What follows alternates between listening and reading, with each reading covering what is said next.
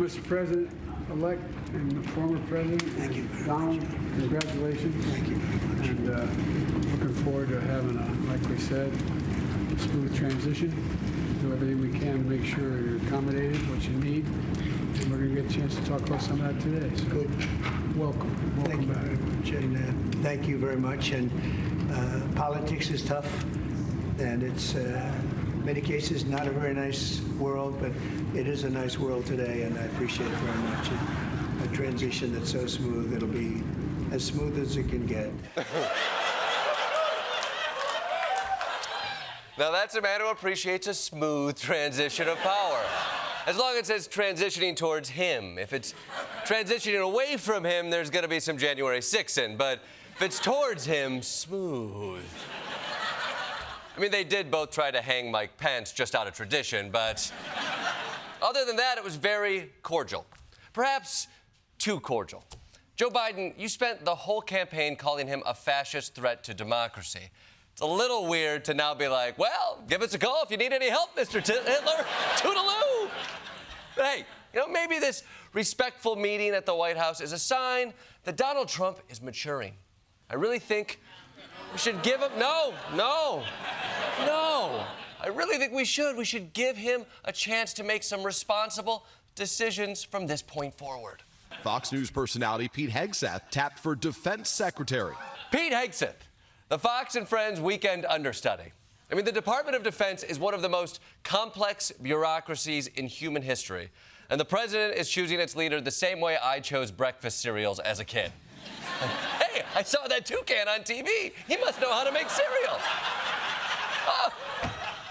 Now, if you're fortunate enough not to spend your life watching Fox News and you're wondering if Pete Hegseth is one of the few responsible journalists on there, he's not. Wuhan virus, Chinese virus, maybe even the Kung flu. I think you're going to do sudden death soccer. Rachel, you want in on this? No, I don't! I don't think I've washed my hands for 10 years. Skills with the axe. Who's going to win this battle in the lumberjacks? That's coming up next. I'm putting my money on Clayton.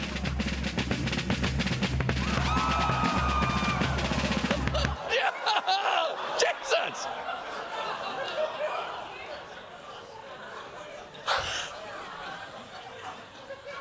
I love how conservatives are like, New York is a violent war zone.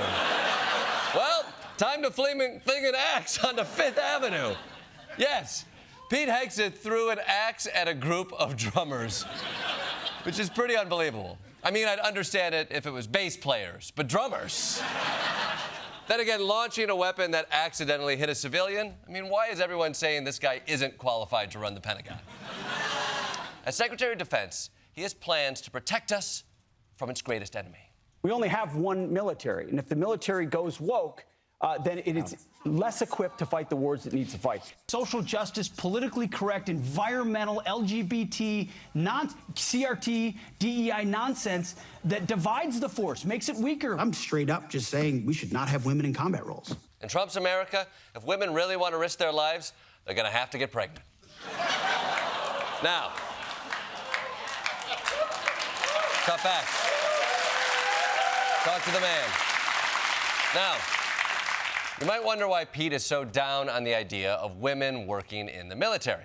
It's tough to say, but when you consider that reportedly his first marriage ended because he had an affair with a female coworker, and then his second marriage ended because he had another affair with a female coworker, then you begin to understand why he's so worried about working with women. Of course, Pete Hegseth has written many books espousing his social conservative principles. And if you're wondering how he squared those principles with all his affairs, it was actually easier than you think. In his 2016 book, In the Arena, Pete Hegseth called for policies preventing divorce of parents with kids.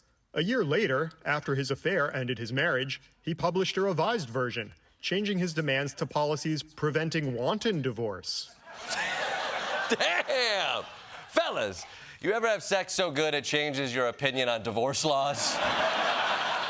Our next Secretary of Defense has.